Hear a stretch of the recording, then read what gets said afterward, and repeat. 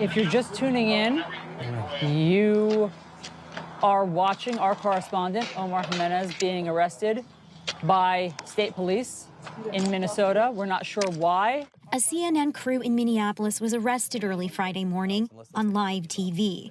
They were covering protests over the death of George Floyd, a black man killed when an officer knelt for minutes on his neck. I believe we're all about to be arrested. That's our producer. The camera is being walked away now. The reporter, producer, and photojournalist were released about an hour later, around 7 a.m., according to CNN. Minnesota Governor Tim Walz says he takes full responsibility for the incident. And the idea that a reporter would have been taken while another police action was in play is inexcusable.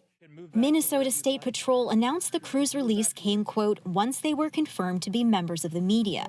The agency didn't respond to Newsy's request for comment. I was just as confused as you. We had been showing our credentials throughout this entire week, and especially in the moments leading up to that. Put us back where you want us. We are getting out of your way.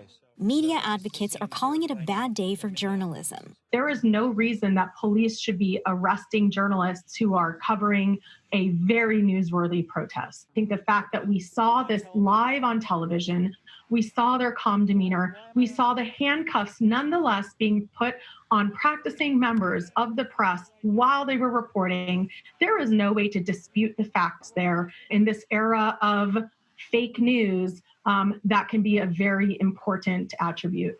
Critics also say it's yet another example of injustice at the hands of law enforcement. Omar Jimenez, a black Latino reporter for CNN, was arrested, while a white CNN reporter working nearby was not. The National Association of Black Journalists condemned the arrest as, quote, structural racism in real time. You're reporting on some racism, and then you become victim of what appears to be a hostile or a racial activity against you. And all you're doing is reporting what's going on.